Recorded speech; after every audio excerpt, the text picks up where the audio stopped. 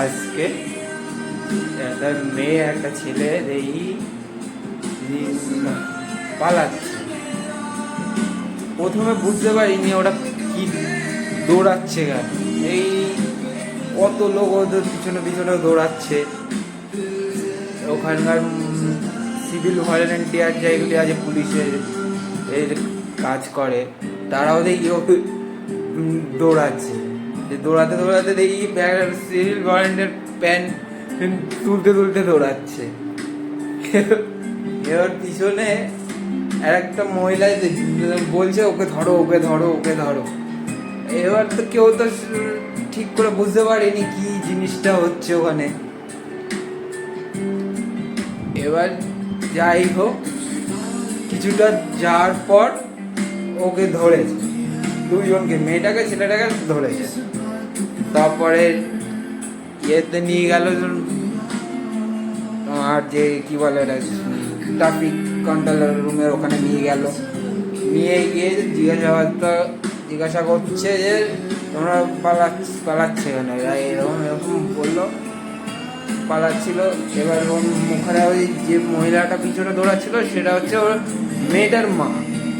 মেয়েটার মা বলছে ও ছেলেটা আমার মেয়েকে নিয়ে পালাচ্ছে। এবার মেয়েটা বলছে আমার মানসিক মানে মাথা খারাপ এরকম কি বুঝলে। এবার মেয়েটার মাটা বলছে যে আমার মেয়ের চরিত্র ভালো না।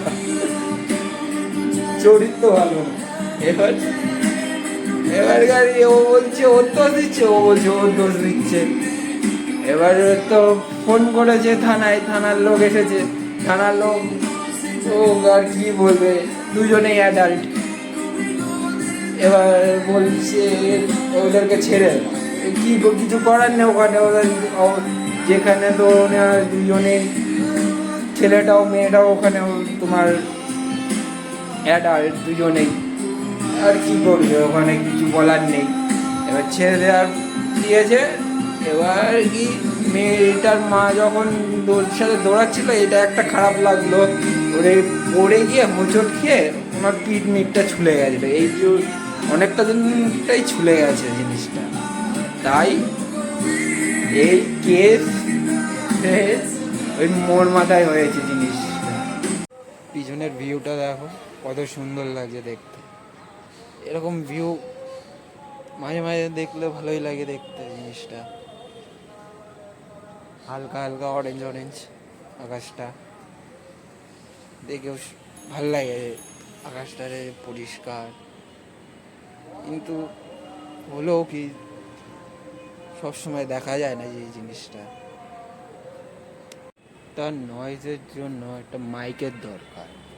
আমি বুঝতে পারছি না যে কোন মাইকটা নিলে ভালো হবে। এর অনলাইনের থেকে দেখলাম, অনলাইনের কি ভালো হবে নাকি অফলাইন থেকে কিনতে ভালো হবে, তোমরা একটু কমেন্ট করে জানিও তো।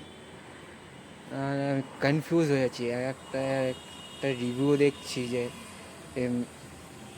বলছে সবাই বলছে ভালো, যেটাই দেখছি সেটাই বলছে ভালো হবে, এইটা ভালো হবে ওইটা ভালো হবে। আমি ওইখানে কনফিউজ হয়ে যাচ্ছে যে আমি কোনটা নয়েজের জন্য কোন মাইকটা নিলে এই ব্লগের জন্য সুবিধা হবে। ধরে বেশ ব্লগে আসছি না, কোনো ভিডিও ছাড়ছি না, এটা কি একটা প্রবলেম হচ্ছিল। এই নয়েজের যেটা বলছিলাম আমি, এই মাইকের জন্য প্রবলেম হচ্ছে, ওই জন্যই কয়েকদিন কোনো ভিডিও ছাড়িনি। ওই জন্যই আমি আবার শুরু করছি এই ভিডিও দিয়ে আজকে। যারা প্রথম ব্লগ বানায় তারা কী দিয়ে স্টার্ট করেছিলে, ফোন দিয়ে না কোনো ক্যামেরা দিয়ে, এটা একটু কমেন্টে জানিও তোমরা। শোনা কি গেম খেলছো? এটা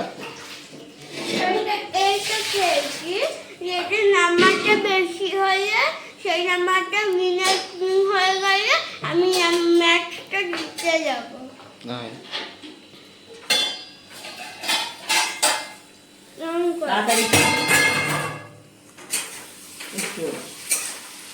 আজকে আলু সিদ্ধ ভাত।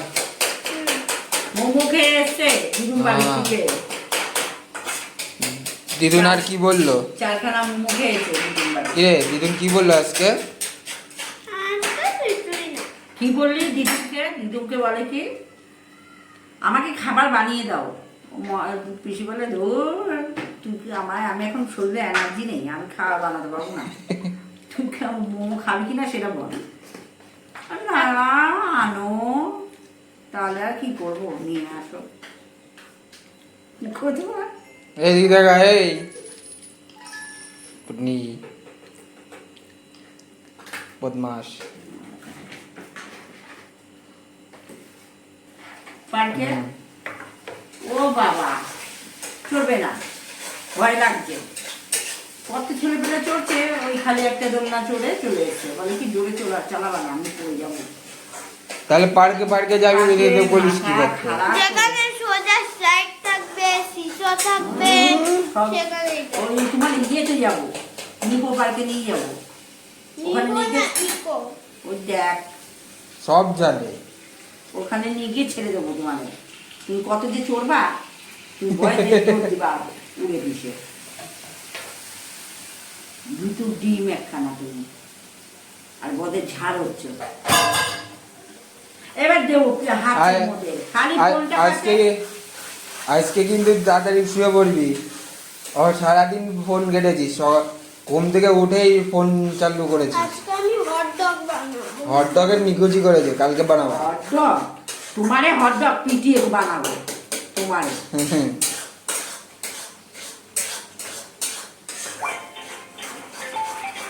হটডগ বানাবে। এটা আবার কোন গেম চালু করলি? হট ডগ হটডগ অনলাইন গেমগুলি খেলতে থাকে সারাদিন।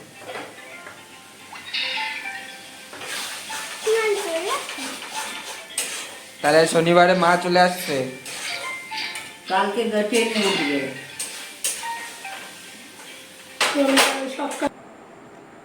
ওর মা গেছে, সব 4-5 জন মিলে গেছে হিমাচল প্রদেশ। এই কোথায় থাকবে ওই বলে ওই জন্য দুজন বাড়ি একটু দেখে গেছে। এই আসবে ওরা, কালকে ট্রেনে উঠবে। এই শনিবার সকালবেলা ভোরবেলার দিকেই বাড়িতে আসবে। ফুলটু মজা করছে এখানে।